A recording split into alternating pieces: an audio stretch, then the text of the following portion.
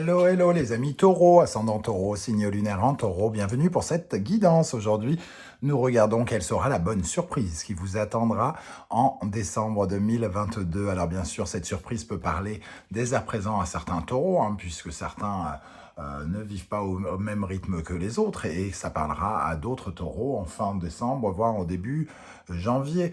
Le tarot n'a pas une notion de temps aussi arrêtée que la nôtre. Je vous rappelle également que c'est un tirage général qui ne va pas parler à tous les taureaux de la même façon, donc je vous prie d'adapter mon vocabulaire à votre situation, de ne pas prendre tous ces messages sans discernement, de prendre uniquement ce qui vibre avec ce que vous vivez. Je vous encourage à regarder la vidéo de votre signe ascendant et de votre signe lunaire pour avoir des compléments d'information. Et voilà, vous trouverez dans la barre d'infos juste en dessous l'adresse email où m'écrire pour avoir des renseignements pour les tirages personnalisés. Vous trouverez également différents liens qui vous mèneront vers les guidances que j'ai effectuées pour le signe du taureau récemment, comme par exemple toutes les guidances du mois de novembre, la guidance sentimentale, la guidance professionnelle, les messages de vos guides, mais aussi la guidance trimestrielle de l'automne qui est à votre disposition.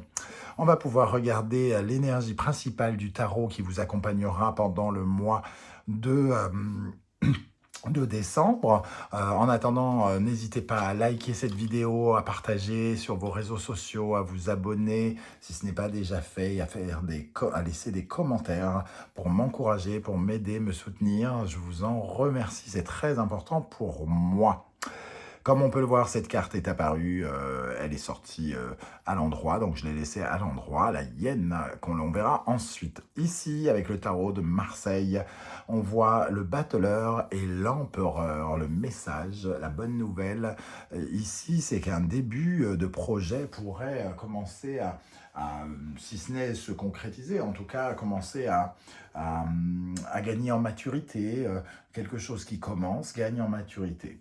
Voilà, donc ça se concrétise, ça s'installe, ça commence à reposer sur des fondations meilleures, les fondations que vous donnez à ce projet, ou quelqu'un peut vous soutenir et vous apporter aussi une certaine forme d'aide qui vous donne cette stabilité dont vous avez besoin pour commencer. Ça peut être une personne influente, il peut y avoir aussi une meilleure stabilité professionnelle, une meilleure stabilité financière avec ce personnage de l'empereur.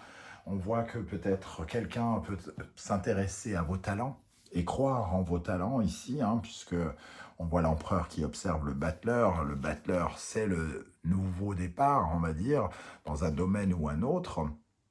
Mais c'est surtout aussi l'apprentissage de ses talents. Vous avez plein de connaissances, plein de départs, plein de choses pour débuter. Donc un bâton, une épée, une coupe et un denier. Tout dépend ce que vous allez en faire, tout simplement. Mais vous avez l'occasion, en tout cas, de l'utiliser pour un nouveau projet ici. Avec l'animal totem qui vous représente, on a la hyène ici. La hyène qui nous parle de mouvement, mais de mouvement en groupe. La hyène, elle défend son clan, sa famille, elle travaille en équipe. Alors peut-être ici, ça nous parle aussi de sécuriser les choses avec cet empereur. Il y a quelque chose que vous sécurisez par rapport à ce projet, vous essayez de l'installer, de stabiliser votre situation, et on voit que avec la hyène ici, que c'est une manière aussi c'est comme une sorte d'instinct de survie pour vous et votre clan. Donc vous essayez d'avoir une certaine forme de lucidité et de façon de vous défendre vis-à-vis des groupes, peut-être, pour sécuriser votre vie personnelle, familiale, par exemple. En tout cas, cet empereur, avec la force, on vous voit donner beaucoup d'ardeur, travailler avec beaucoup de détermination. Cet empereur, la force en dessous.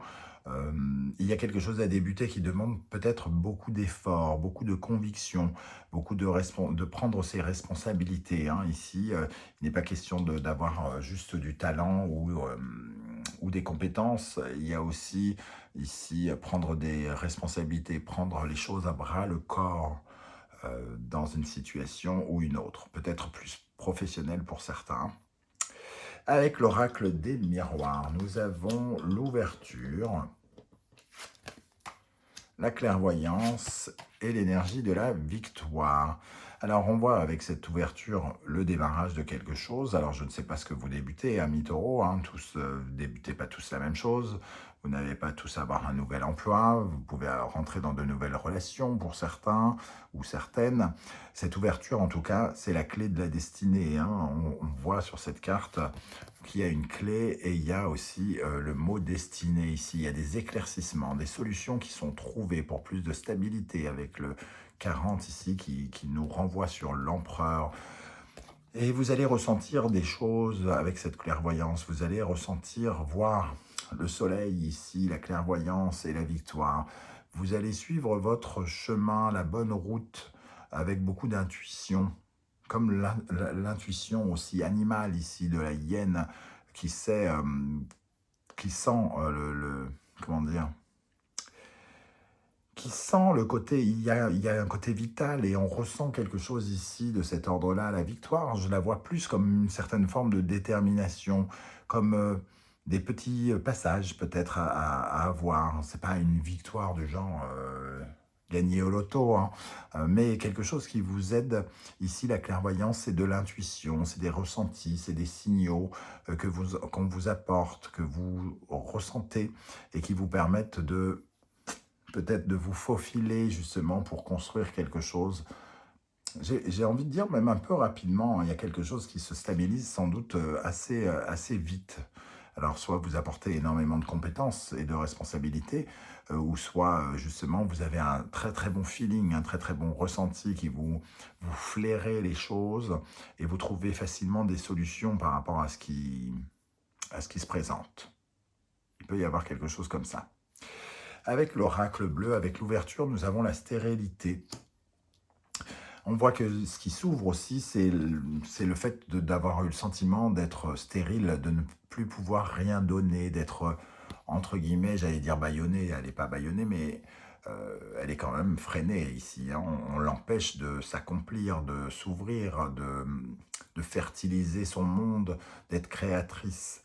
Et ici, on voit qu'on trouve une possibilité. Donc, c'est peut-être là le démarrage du battleur, c'est de sentir un lien ici de la camisole, entre guillemets, qui pète et qui nous permet enfin de nous libérer de quelque chose et d'aller vers quelque chose qui se concrétise, de faire maturer ce projet dont on parlait, d'avoir des bons pressentiments et de faire des bons choix, peut-être aussi avec l'empereur. On commence par faire de bons choix. Avec la clairvoyance, justement, nous avons les intrigues. Les intrigues, ça peut nous parler justement de plein de petits trucs, de petites épreuves, de petites confrontations. On voit ici un couteau, hein, il faut savoir se défendre, savoir se rebeller, savoir s'affirmer, savoir dévier sa route peut-être avec la clairvoyance.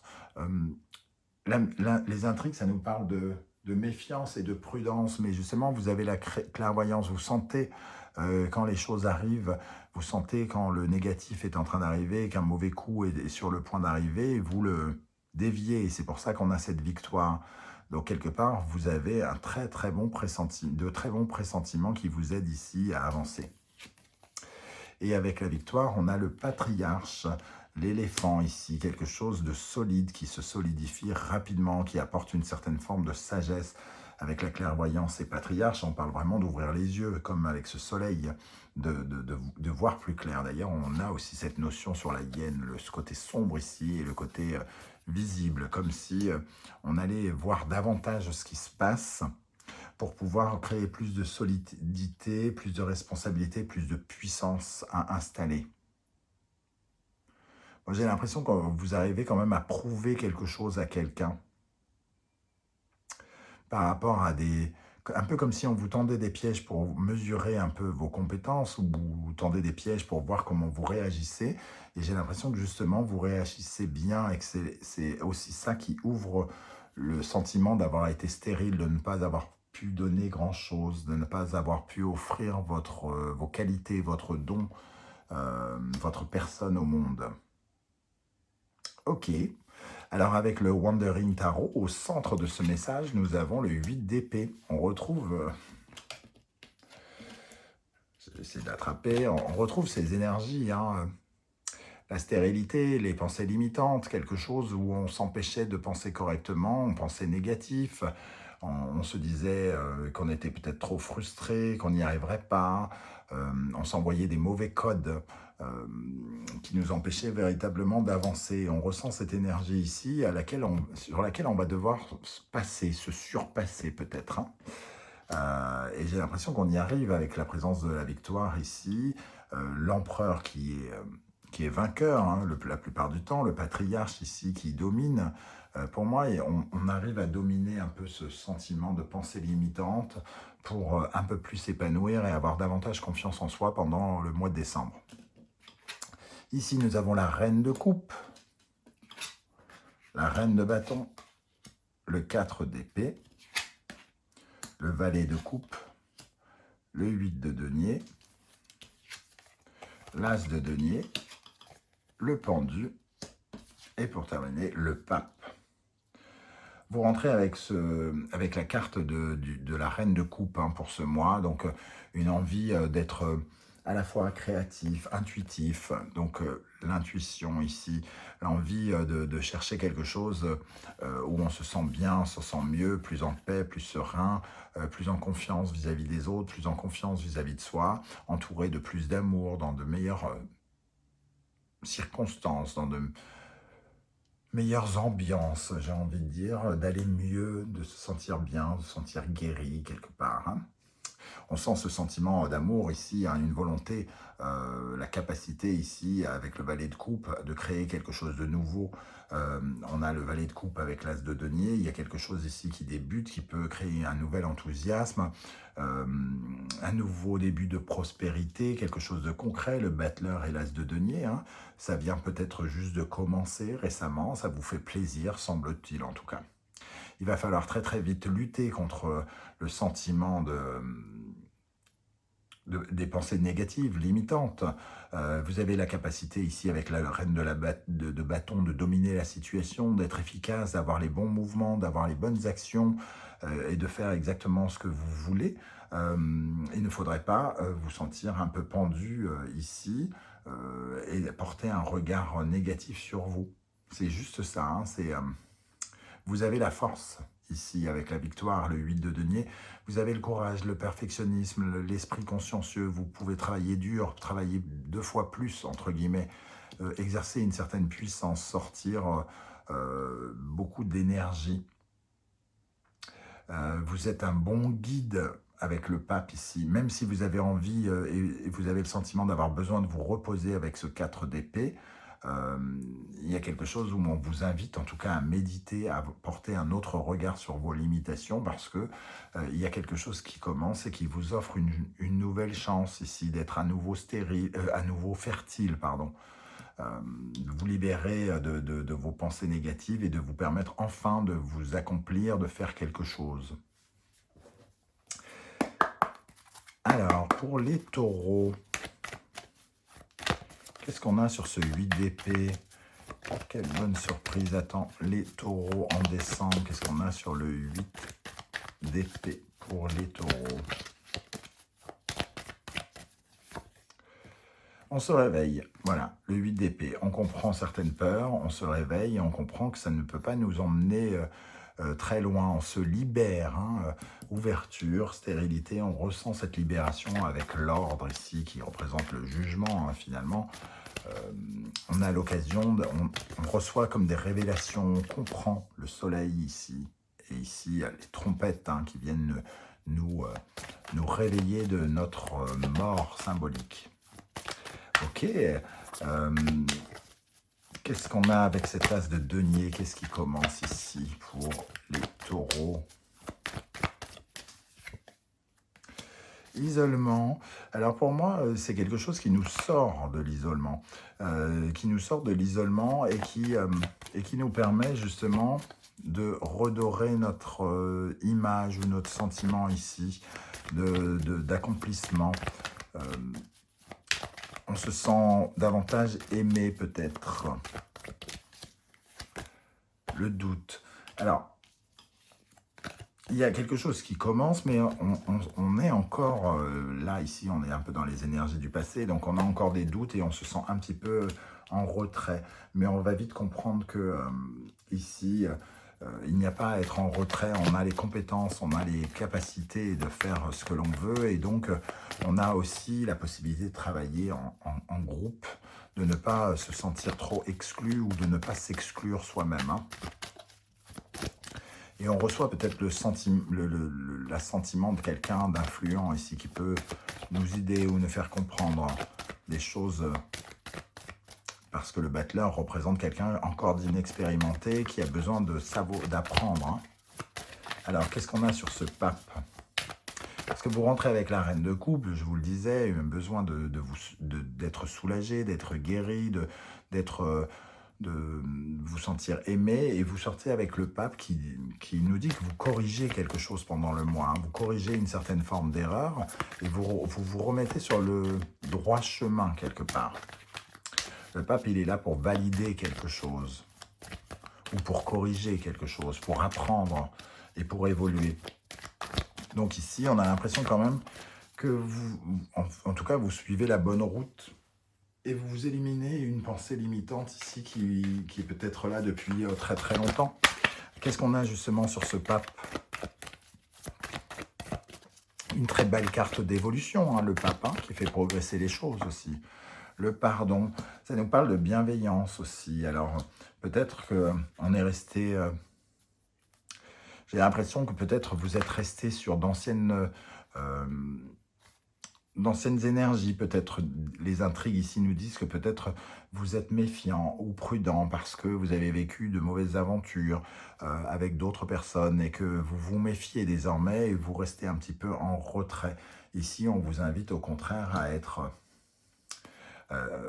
bon ami et d'être bienveillant à l'égard des autres et que les autres sont bienveillants à votre égard dans le domaine du travail, par exemple, au niveau du 8 de denier ici, hein. Alors, qu'est-ce qu'on a justement sur ce pendu pour terminer? L'homme, il n'est plus question de rester pendu, justement. Il est question de passer à l'action, désormais, avec l'homme. On arrête de penser, on arrête de réfléchir et on agit.